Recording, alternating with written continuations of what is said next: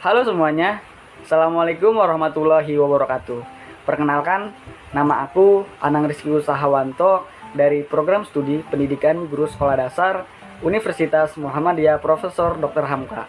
Aku di sini membuat video untuk memenuhi tugas akhir mata kuliah media pembelajaran diampuh oleh dosen Ibu Koyah MPD dengan pembelajaran ilmu pengetahuan sosial subtema perbedaan waktu dan pengaruhnya. Selamat menyaksikan. Selanjutnya, kita akan belajar mengenai perbedaan waktu dan pengaruhnya pembelajaran 1 subtema 1.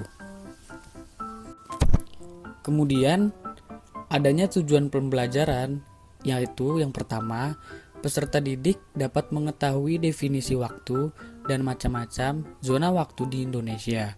Yang kedua, peserta didik dapat mengetahui perbedaan zona waktu di Indonesia. Dan yang ketiga, peserta didik dapat mengetahui dampak pengaruh dari perbedaan waktu di Indonesia. Serta adapun kompetensi dasar, yaitu perbedaan waktu dan pengaruhnya di Indonesia. Anak-anak, tahukah kalian bahwa Indonesia merupakan negara kepulauan yang terdapat ribuan pulau di Indonesia dan sangat luas wilayahnya terbentang dari Sabang sampai Merauke. Tentu saja di setiap daerah di Indonesia mempunyai perbedaan waktu satu dengan yang lainnya di setiap daerahnya. Karena itu kita akan bahas di slide selanjutnya.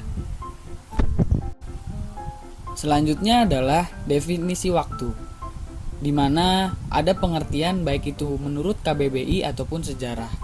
Yang pertama, menurut KBBI atau Kamus Besar Bahasa Indonesia, waktu atau masa adalah seluruh rangkaian saat ketika proses perbuatan atau keadaan berada atau berlangsung saat kita melakukannya. Sedangkan secara sejarah, waktu dibedakan dalam 3 bentuk, yakni masa lalu, masa kini, dan masa depan. Namun, secara kehidupan nyata, waktu dibedakan baik itu siang dan malam. Anak-anak, tahukah kalian bahwa ketika pagi hari saat membuka jendela, kamu melihat cahaya di langit. Cahaya itu tanda matahari telah terbit. Saat makan siang, matahari berada di tempat tinggi di langit. Kemudian saat waktunya makan malam, matahari tidak nampak lagi di langit, tenggelam di cakrawala. Apakah benar matahari itu bergerak? Nah, mari kita cari tahu bersama-sama. Nah, anak-anak pasti bingung, mengapa adanya siang dan adanya malam ya? Apakah matahari itu bergerak sehingga ia terbit dan tenggelam? Atau bumi atau mataharikah yang sesungguhnya bergerak? Nah, untuk memahaminya, mari kita pelajari bersama untuk hal itu. Dari gambar tersebut, adanya kutub utara, kutub selatan, dan arah rotasi. Jadi, matahari tampak terbit di pagi hari dan tenggelam di sore hari itu karena adanya rotasi bumi. Bumi terus berotasi sehingga matahari tampak terbit di sebelah timur dan tenggelam di sore hari. Nah, lalu bagaimana itu bisa terjadi ya? Bumi bergerak seperti gerakan permainan gangsing. Planetmu atau bumi bergerak mengelilingi garis khayal yang disebut dengan sumbu. Gerakan bumi mengelilingi sumbu atau poros yang disebut rotasi bumi. Nah, waktu bumi mengelilingi 1 kali rotasi adalah 24 jam. Tentu ada dampak dari rotasi bumi tersebut, yaitu yang pertama terjadinya siang dan malam, yang kedua perbedaan zona waktu, yang ketiga perbedaan musim, dan yang terakhir pembelokan arah angin.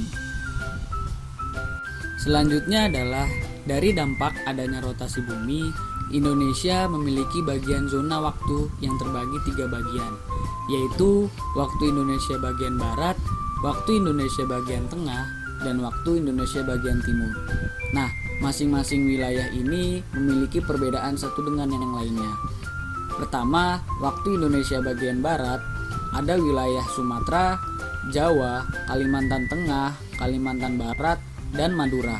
Kemudian waktu Indonesia bagian tengah ada wilayah Kalimantan Utara, Kalimantan Timur, Kalimantan Selatan, Bali, Sulawesi, Nusa Tenggara Timur, dan Nusa Tenggara Barat.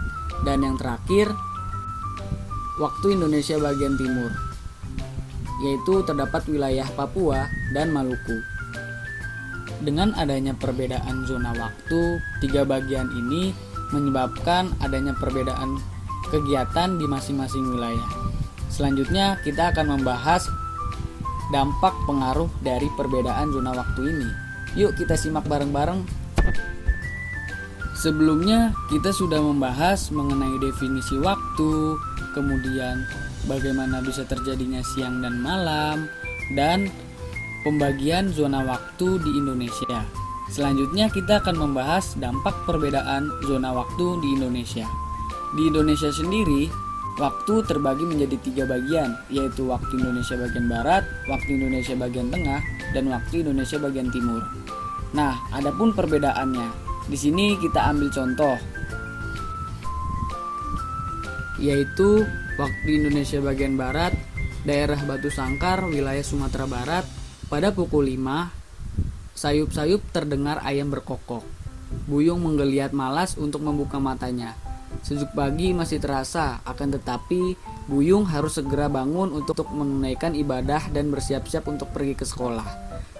Dan kemudian di bagian wilayah waktu Indonesia bagian tengah, daerah Mamuju, Sulawesi Barat, pada pukul 6 pagi waktu Indonesia Tengah, Alang mengayuh sepedanya menuju sekolah. Cukup 20 menit mengayuh, ia sudah sampai tiba di sekolah. Masih ada waktu 10 menit sebelum bel masuk berbunyi. Alang selalu datang lebih awal agar ada waktu untuk bermain dengan teman-temannya sebelum mulai belajar. Dan yang terakhir, Jailala, wilayah Maluku Utara, sudah pada pukul 7 waktu Indonesia Timur. Ferdi membaca sekilas soal di kertasnya dengan tersenyum. Hari ini ulangan matematika pada jam pertama. Kemarin sore, Ferdi sudah belajar dengan teman-temannya. Ia yakin soal yang dia berikan Pak Sami dapat dikerjakan dengan mudah. Nah, kita bisa memahami atau menganalisa bahwa perbedaan di setiap daerahnya memiliki perbedaan, baik itu 1 jam di masing-masing wilayahnya, sehingga terjadinya dampak perbedaan waktu di Indonesia. Akibatnya perbedaan juga waktu kegiatan di setiap daerahnya.